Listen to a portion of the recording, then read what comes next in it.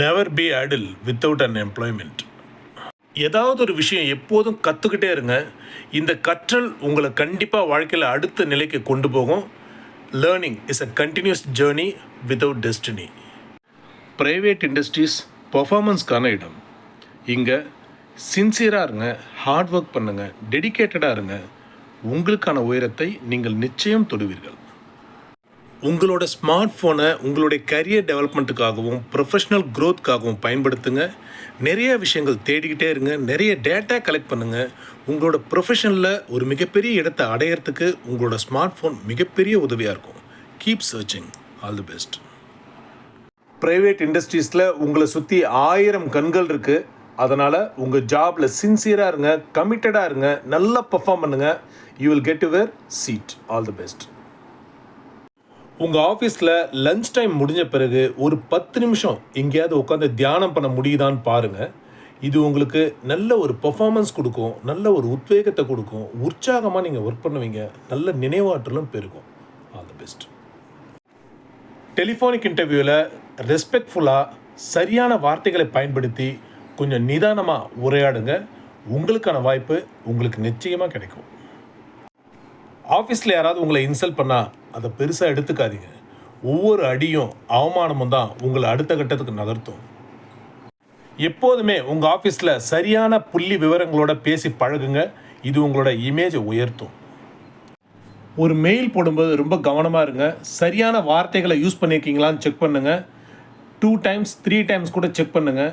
Send click பண்ணும்போது ரொம்ப கவனமாக கரெக்டாக எல்லாமே செக் பண்ணிட்டோமா, எல்லாமே சரியாக இருக்கா அப்படின்னு பார்த்துட்டு அனுப்புங்க. இதுதான் ப்ரொஃபஷ்னலாக இருக்கும். மீட்டிங்கில் உங்களை சடனாக பேச கூப்பிட்டாங்கன்னா பயப்படாதீங்க. உங்கள்கிட்ட இருக்கிற தரவுகளை வச்சு நிதானமாக பேசுங்க. சரியான வார்த்தைகளை பிரயோகம் பண்ணுங்கள். கண்டிப்பாக சரியாக இருக்கும். ஒரு இன்டர்வியூக்கு போகும்போது அந்த கம்பெனி தொடர்பான நிறைய விஷயங்களை தேடுங்க. சரியான ப்ரிப்பரேஷனோட அந்த இன்டர்வியூக்கு போங்க, பேசுங்க, ஜெயிச்சுட்டு வாங்க. All the best. இன்றைக்கி ரொம்ப கஷ்டமான வேலையை செஞ்சுக்கிட்டு இருக்கீங்களா? தொடர்ந்து செய்யுங்க. உங்களுக்கான பாதை உங்களுக்கு நிச்சயம் தெரியும். உங்களுடைய ப்ரொஃபஷன் தொடர்பாக மேலே மேலே குவாலிஃபை பண்ணிக்கிட்டே போங்க. உங்களோட ஸ்கில் செட்டை டெவலப் பண்ணிக்கிட்டே போங்க. உங்களுக்கான உயரம் கிட்டும். இன்ஜினியரிங் குவாலிஃபை ஆகிட்டால் மட்டும் சரியான ஜாப் கிடைச்சிடாதுக்கண்ணா. சப்ஜெக்ட் படிச்சுக்கிட்டே இருக்கணும், ஸ்கில் செட் டெவலப் பண்ணிக்கிட்டே இருக்கணும், கம்யூனிகேஷன் ஸ்கில் டெவலப் பண்ணணும். இது கூடவே தேடலும் இருக்கணும். ஒவ்வொரு நாளையும் சரியாக பயன்படுத்தி கொண்டிருக்கும் ஒரு நபரின் முன்னேற்றத்தை எவராலும் தடுக்க முடியாது. உங்களோட ஸ்மார்ட் ஃபோனில் உங்களுடைய சப்ஜெக்ட் தொடர்பாக ஏதாவது தேடிக்கிட்டே இருங்க. நீங்கள் நினைக்கிற கம்பெனியில் நினைக்கிற ஜாப் உங்களுக்கு சத்தியமாக கிடைக்கும். உங்கள் சப்ஜெக்ட் தொடர்பாக இன்டர்வியூ கொஸ்டின்ஸ் FAQs அப்படின்னு கூகுள் அடித்து பார்த்துருக்கீங்களா? உங்கள் படிப்புக்கு ஏற்ற ஜாப் ஆப்பர்ச்சுனிட்டிஸ் தரக்கூடிய இண்டஸ்ட்ரீஸ் என்னென்ன இருக்குன்னு கூகுள் அடித்து பார்த்துருக்கீங்களா? லிஸ்ட் ஆஃப் HR கன்சல்டன்ட்ஸ் அப்படின்னு கூகுள் அடித்து பார்த்துருக்கீங்களா? இன்னிலேருந்து உங்கள் ஸ்மார்ட் ஃபோனை உங்களோட கரியர் டெவலப்மெண்ட்டுக்காக மட்டும்தான் நீங்கள் பயன்படுத்துவீங்கன்னு முடிவு பண்ணிட்டீங்கன்னா அடுத்த 1 மாதத்துக்குள்ளார நீங்கள் நினைக்கிற ஜாபில் ஈஸியாக போய் அமரலாம்.